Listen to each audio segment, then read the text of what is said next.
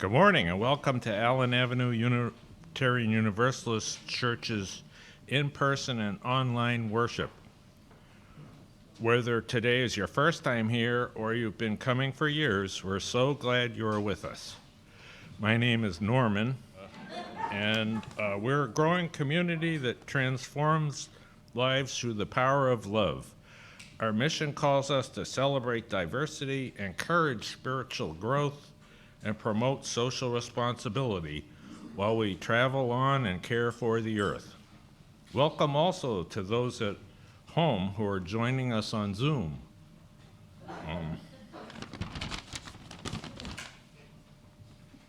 If you're attending for the first time, please go to our website and fill out our welcome card so we can know more about you.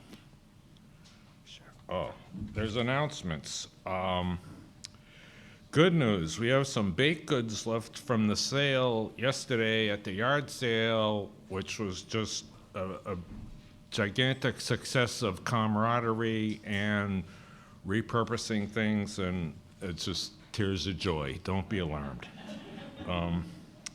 There's some baked goods left over out there, and there's a basket for donations, or just the main goal is to consume them, so don't be concerned about donations so much. Unless if you have an extra million, we're thinking of some modifications here. Okay, good. Emily O'Neill and Polly Juno would like to thank everyone who made our Earth Day community yard sale a huge success. Oh, that's that one. We don't have a total yet, but we will soon, because counting turns out is harder than it sounds.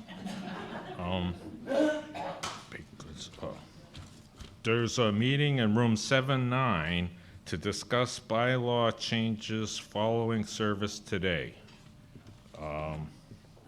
Okay, wait.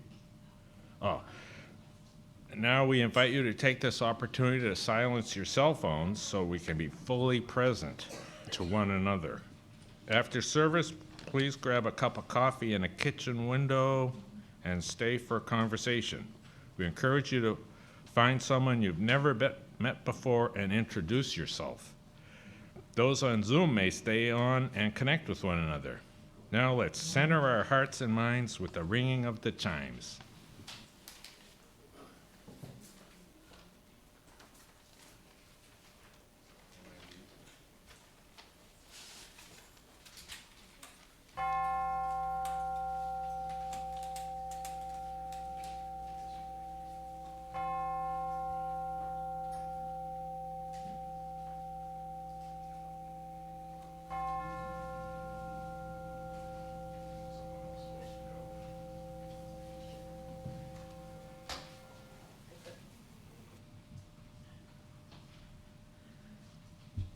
Wow, it is awesome to be back in this pulpit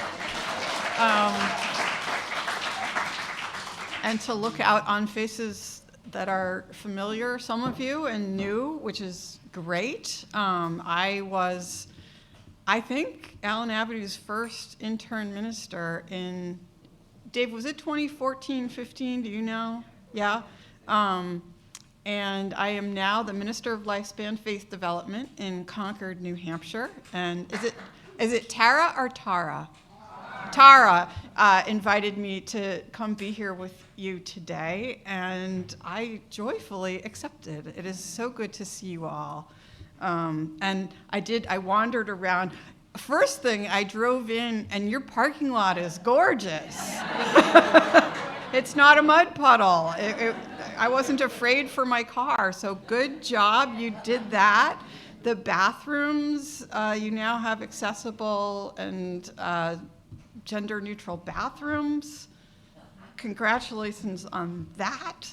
It was really wonderful to see some things that are comforting and the same, and some things that are better than they were when I left. Now, the reason I'm here. So some Sundays, I actually forget to really notice what we're doing when we gather for worship as congregations. It is both ordinary, it's as ordinary as going to, well, for me, it is going to work or going to school, going to the grocery store, but this is also completely astonishing. We are a group of people who have gathered to transform ourselves and the world. Humans have been gathering in community for religious rituals and worship for millennia, and yet, for each group that gathers, we gather in a particular place and time, at a particular moment in history, with a particular set of people, in a combination that is always new. And so it is that religions evolve, impacted by and having impact on the cultures and communities in which they exist. Now, as those of you who've been around a while know, Unitarian Universalism is a non-creedal faith. As Lisa Ward, who's a UU minister, wrote, a covenant is not a definition of a relationship, it is the framework for our relating. A covenant leaves room for chance and change.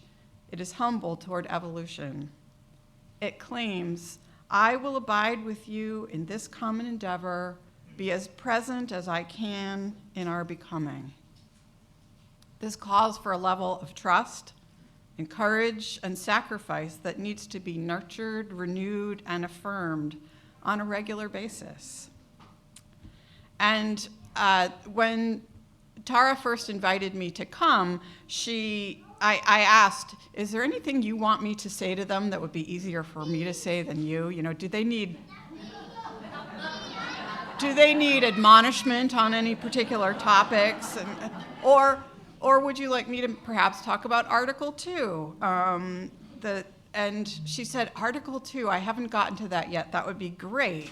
And then she emailed me a few weeks ago saying, actually, I did talk about Article 2, so you can still do that, but if you'd focus on the grief and the letting go that comes with change, that'd be good. And yeah, it is a change that will require trust and courage and some sacrifice as we seek to evolve as a faith tradition in an ever-changing cultural and societal context. And today it's my turn to share my thoughts. I don't know what Tara said, and if I repeat her, that's good. Repetition is good. And I'd love to hear what you all think after the service. I will hang around. I hope there's tea for the non-coffee drinkers, but I'll suffer if not, and just be with you. Now I'd like to invite, is it Carrie who's helping with the chalice, and Emmett to come forward and light our chalice.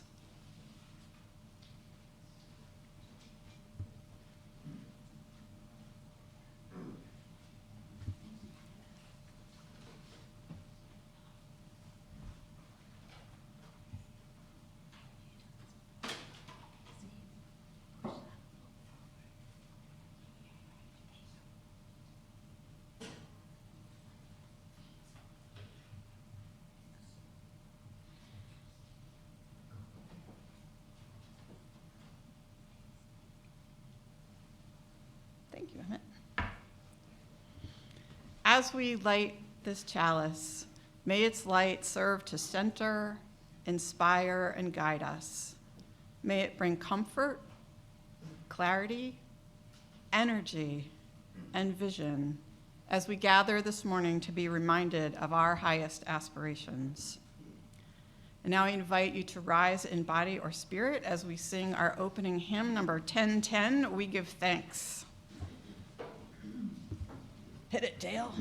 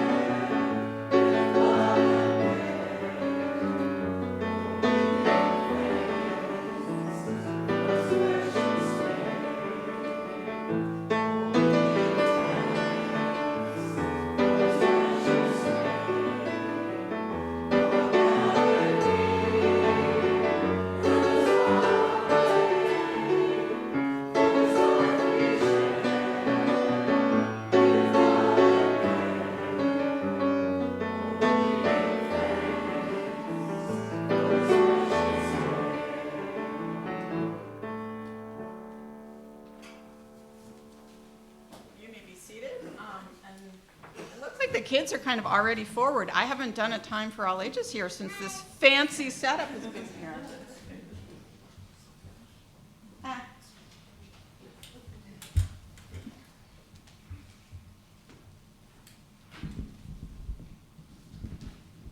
All right.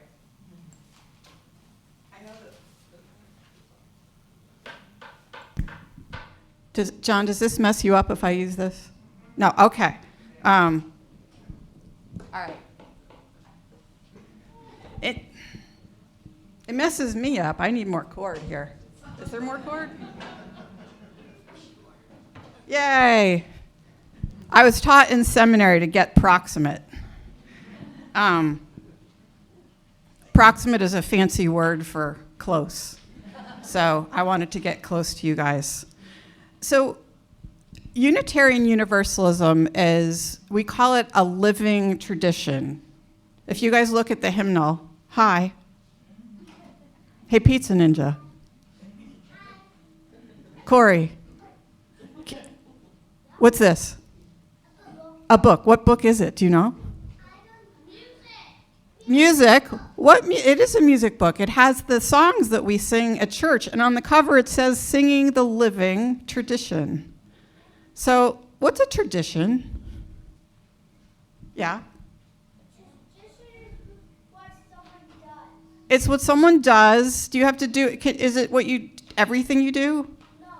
Like, is it a tradition that Jamie's playing with that? No, not really.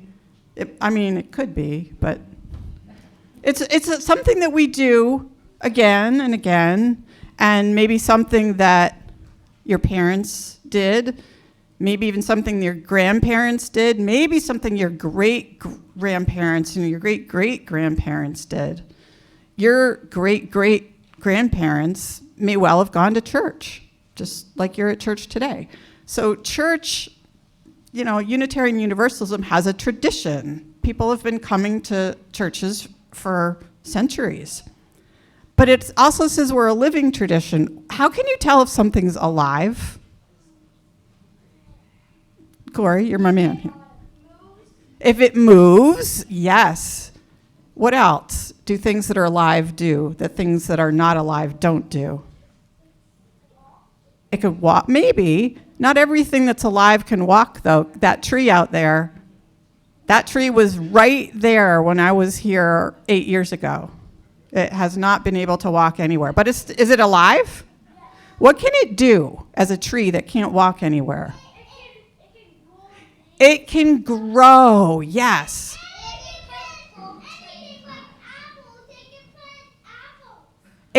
We can plant apples because they might grow. Yeah, things that are alive might move, and it grows. Things that are alive can grow. And that's why we call Unitarian Universalism a living tradition, because a lot of things about it have been happening for centuries, but it changes.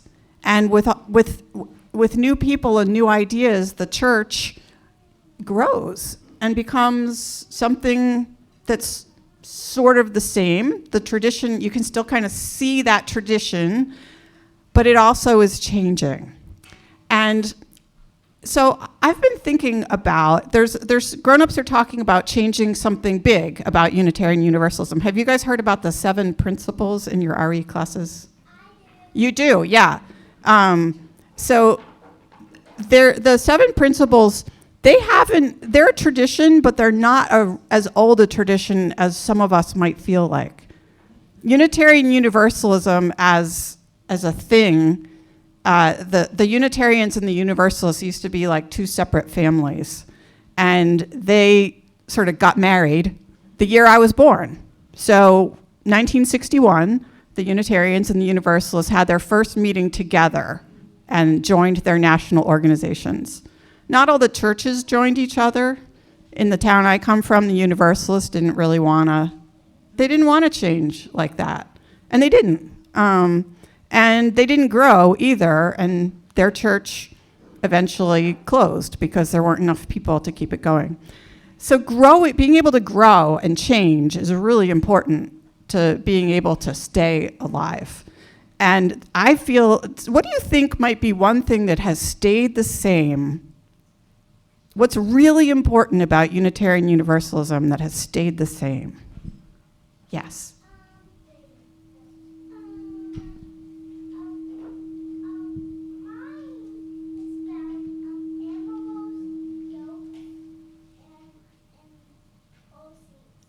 Okay, animals and horses was not quite the answer I was looking for, but yes, and you know, I bet you love animals, don't you? You love animals. Yeah.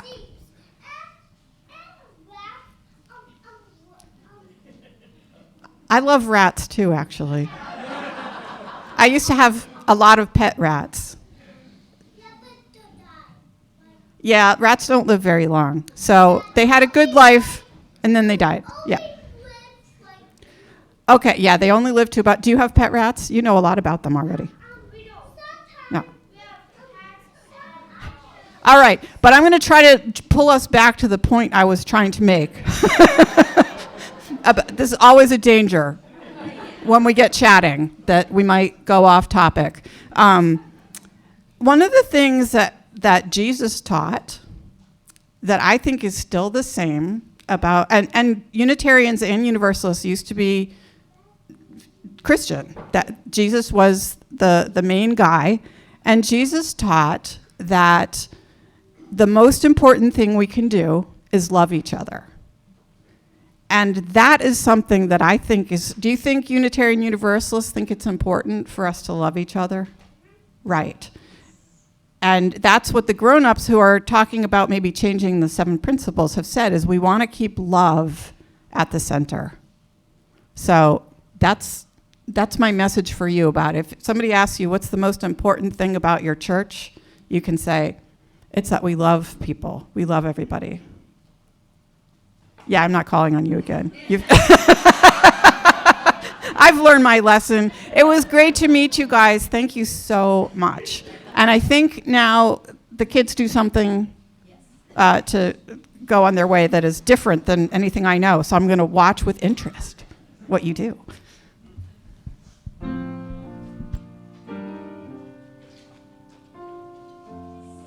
In a few moments, some of us will leave the sanctuary to enjoy religious education programming. But first, I invite our lamplighter, Roman, to come up on the pulpit. A lamplighter is entrusted to transfer the light of the sanctuary chalice to the lamp and then go forth to RE spaces where they will light the chalices there. Roman will now light the lamp.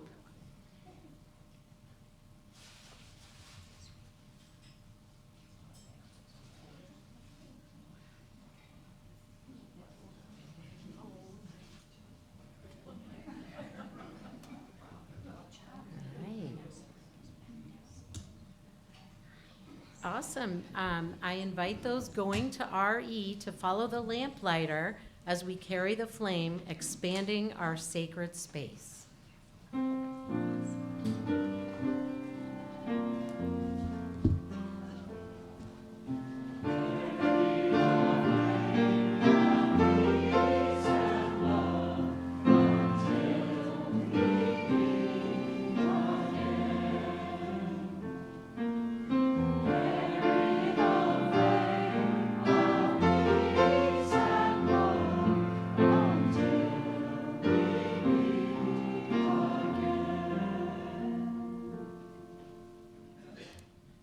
Will you take a breath with me?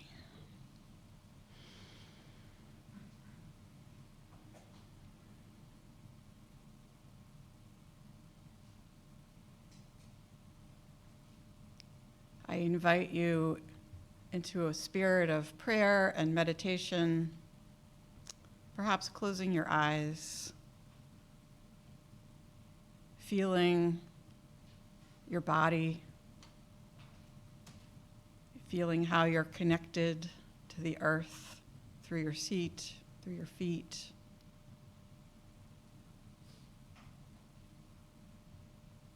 Feel the air around you.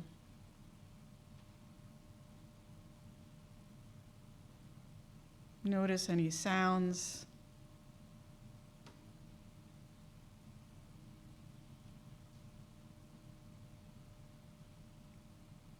Let us be grounded in this moment.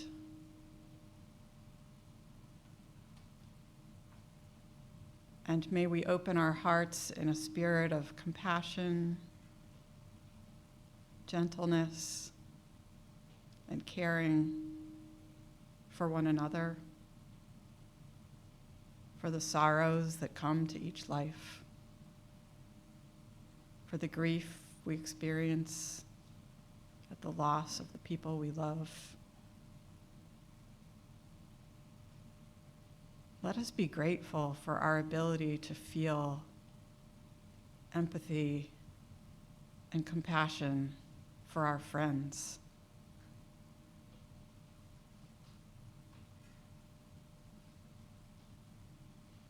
And let us know, too, that joy exists side by side with grief and pain and struggle. And let us not resist joy when it comes to us.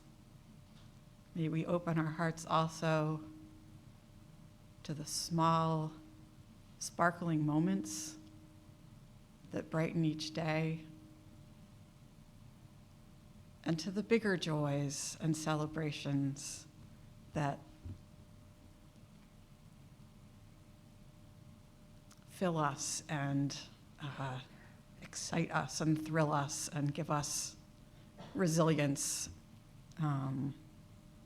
as we navigate this complicated journey of life. May we be well. May our loved ones be well. May we all be well. Amen.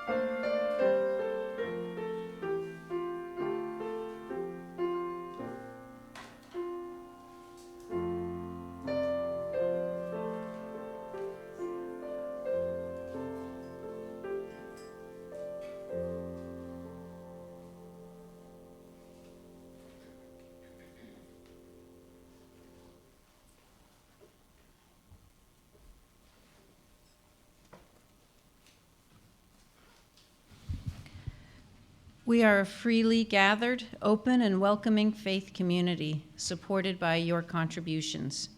Each week, 1/3 of our offering is given away to a nonprofit organization whose mission aligns with our Unitarian Universalist principles. This month's Share the Plate recipient is Project Feed, our local emergency food pantry at Woodford's UCC Church. You can find more information in your order of service. Donations can be made now as the basket is passed through the donate button on our website, or if you are a member, on Breeze. If giving through Breeze, please note if the donation is your pledge or a gift to our Share the Plate. You may also mail a check directly to the church. If you are visiting us for the first time this morning, please know that your presence is your gift to us. At this time, our offering will be collected and gratefully received.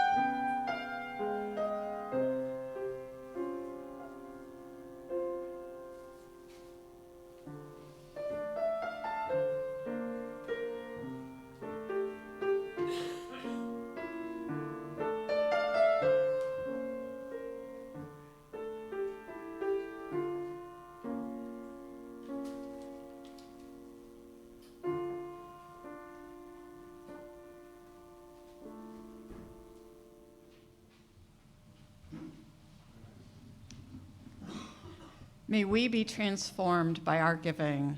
May the world be transformed by our gifts. Thank you. I hadn't chosen my reading by the time this went to print, so if you want to know what it is I'm reading, it's a poem called Change by Ellen Bass. This is where I yank the old roots from my chest, like the tomatoes we let grow until December, stalks thick as saplings. This is the moment when ancient fears race like thoroughbreds, asking for more and more rain, and I, the driver, for some reason they know nothing of, strain to hold them back. Terror grips me like a virus, and I sweat, fevered, trying to burn it out. This fear is invisible. All you can see is a woman going about her ordinary day, drinking tea, taking herself to the movies, reading in bed. If victorious, I will look exactly the same.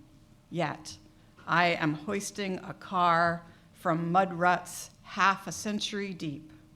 I am hacking a clearing through the fallen slash of my heart. Without laser precision, with only the primitive knife of need, I cut and splice the circuitry of my brain. I change.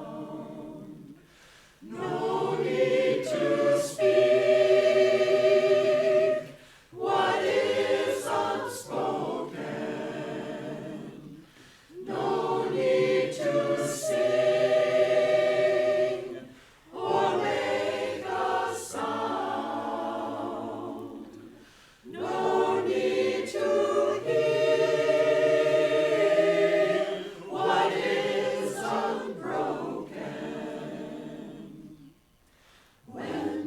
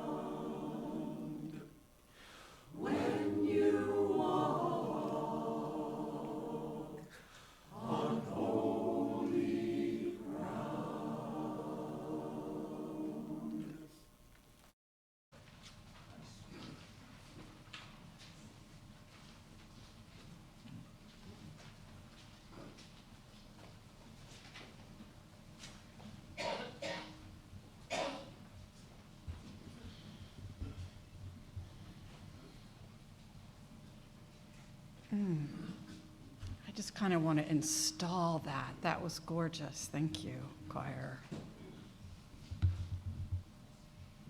Oh, John, which camera, where are the Zoom people looking at me from? Right at the moment, dead ahead. Dead ahead. Hi, Zoom people. I just want to acknowledge them because I can't see them, and I liked getting a peek and knowing that you're really out there. Also, before I go any further, I want to call attention to my stole, which was made for me by Laura Burden and presented to me by Allen Avenue at my ordination, and I'm to be able to come here and wear this feels really special. So I want to start with how I grew up around the subject of change. My parents were liberals. They were Democrats. I remember, they weren't bumper sticker people, but I remember them putting a Humphrey bumper sticker on our car, and I knew he was the guy. And then he didn't win. But my grandfather, on my father's side, change was another story. And when I was probably a young teen, he sent me a sermon written by his minister that he thought I should read. And I wish I had saved it because I had no idea at 13 years old or however old I was that I would grow up to be a minister and would want to read that sermon again. So I didn't save it, but it was a sermon that made it very clear that we should be super suspicious of change. And that, change, all this newfangled change, the old ways are better. And I think we all have that tension around which change feels comfortable and exciting for us and which change we want to resist. And I don't know about your congregation, but in our congregation, we're struggling a bit. And I'm guessing, based on the announcements this morning, that you're no different, struggling with pronouns. And the fact that we have people now asking us to use they, them in a way that we're not accustomed to, and to using pronouns that we never heard before, her and she, and the folks in my congregation, some of them especially where the ruts are more than half a century deep, are like, oh, I can't. And yet, I challenged them and said, you can. You've changed before. You know so many words now that didn't exist when you were a child. Internet, laptop, just let it go, Wi-Fi, all these things that we use all the time now that it's change. And we can do it for pronouns too. And we can stretch ourselves and grow and learn to do better at welcoming people, not as we would like to see them, but as they would like us, as they would like to be seen. And it's some of this cultural change and the fact that people of color have tried for over half a century to get Unitarian Universalism to really make an equal place at the table. All of that, as the UUA board appointed that Article 2 study commission to go and look at our principles and purposes, all of that led them to say, don't, start fresh if you need to. Don't be stuck in our mud ruts that are half a century deep. And we actually, as a liberal faith, it's written into our bylaws that we will review Article 2 every 15 years if nobody has asked to do it before that. So it's an expected part of our growth and evolution that we are open to the fact that maybe we were wrong about something. Maybe we were almost right, but could do better. That's the idea of progress, is we could do better. And so in the mid-2000s, there was a commission that brought recommendations to General Assembly that were not adopted. And our current version of the 7 principles and 6 sources has been with us since 1987. So the board charged the commission in 2020 to engage in a free and responsible search for ideas and language that best represents who we are called to be as a faith now, whether or not it preserves the language and structure that's now so familiar to us. We have songs for the kids. I mean, we have, I don't know about you, I have a card in my wallet that has our 7 principles and 6 sources and our, I don't know, some other little bit. And so the reason that we review this is so that our covenant does not become a creed, a statement of belief that is required to belong as a Unitarian Universalist. So that Unitarian Universalism would remain a living, evolving faith by design. That didn't work. Oh, well. So the Article 2 Commission has spent the past couple of years engaged in all manner of seeking input from clergy, from lay people and congregations, from youth and young adults, people who identify as UU but don't belong to a congregation, and importantly, people who have left Unitarian Universalism. I hope some of you, have any of you been part of those conversations at any point? I see some nodding heads. Good, I'm glad to know that. And the time isn't, it's not too late. But they created an iterative series of drafts and then looked for more feedback. And in January of this year, they finally submitted their proposal to the UUA board.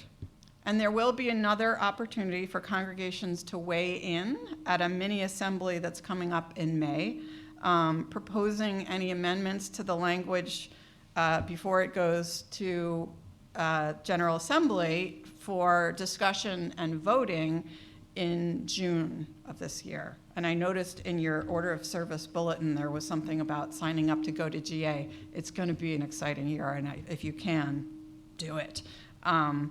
So the language that then comes out of General Assembly will be presented again, well, if it's adopted, it'll be presented again in 2024 without changes. We live with it for a year the way whatever we get to in June.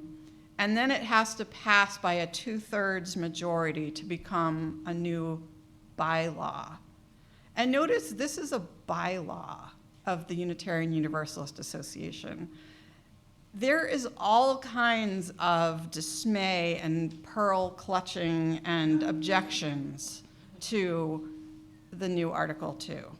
There's also curiosity, there's excitement, there's support, there's just a whole range of reactions to this new language. The language is very different. The structure is very different. There's no numbered principles.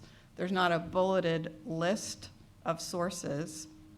And I'm going to count myself among the people who, when I first looked at it, I was skeptical that it was necessary to jettison those 2 lists that I've come to really love and refer to as not my creed, but an inspiration for how I live. And it was only as I sat with the draft and listened to others who I respect say why they think it's an improvement, then my willingness to open my heart and mind to this new way of describing ourselves is growing. And as I said to the kids, love at the center, you've got me there. That's, And I love that rather than adding another principle, because I hope you all know about the 8th principle project, where if the new Article 2 doesn't pass, there is already a parallel push to adopt an 8th principle that states our commitment to being a multicultural, anti-racist, anti-oppressive faith. That we will dismantle that in ourselves and in our congregations and in the world. So there we are with this new thing that instead of adding, puts love in the center and puts values around it, not in a list, but encircling it. And they are pluralism, interdependence, generosity, equity, justice, and evolution. And I think evolution actually may not make the cut. I'm not sure what the new word is, but there was, what? Transformation. Writing by committee. So I don't see anything in the new Article 2 that invalidates the principles we have, or our purposes, or our sources. And it makes that adding the 8th principle unnecessary in a way that I really like, because it uses positive language of we are this instead of we aren't that. So I'm just curious, I hate it, I love it. Like, if you've looked at Article 2, close your eyes so everybody else can't see, but like, where are you guys with this? Anybody can, I see some hands up, I see some middle, I see, yeah, some, I don't know. Yeah, so that's good. We should be asking, we shouldn't just say yes to the next shiny thing, but we also shouldn't just say no. And in the most recent issue of the UU World magazine, our outgoing UUA president, Reverend Susan Frederick Gray, wrote a really beautiful piece that if you haven't read it, I encourage you to look at. And in it, she quotes the parable of the trapeze by the late environmentalist Danon Perry, who said, "Most of the time, I spend my life hanging on for dear life to my trapeze bar of the moment. It carries me along, and I have the feeling that I am in control of my life. But every once in a while, I see another trapeze bar swinging toward me. Each time it happens, I pray that I won't have to let go of my old bar completely before I grab the new one. But you do it anyway, because somehow to keep hanging on to that old bar is no longer on the list of alternatives." Now, this resonated particularly for me because when I was in seminary, I went to Meadville Lombard, which was low residency in Chicago, but every time I was there for intensives, there would always be a group of my friends who would go to this trapeze place and take lesson. And I got invited, and no. And then seminary, like, all that formation stuff, it changed me. And by the time I was ready to graduate, my last week in Chicago for classes, I said, yes, okay, I'll go. So we go to this place, and I don't know what I was expecting a trapeze school to look like, but picture you're in a giant gym, there's people playing tennis, there's all these rows of different activities, and then there's just one row that's trapezes and a big net. And they go through very carefully what the steps of everything you're gonna do, and I listened carefully, and I'm afraid of heights, but I climbed that ladder, absolutely like determined not to overthink things, just went up, got hooked into the safety harness, grabbed that bar, and swung out without waiting to get paralyzed, because that could have happened. And while you're doing that, there's somebody who's mic'd who calls out instructions at the time that you need to, put your feet up over the bar, do this, do that. And each time you go up, you do one more step towards the moment when you actually are hanging by your knees and you reach back and another instructor catches you. It's called the catch. And one of the things about that catch, they're really insistent, don't grab the person's hands. Reach and let them do the work.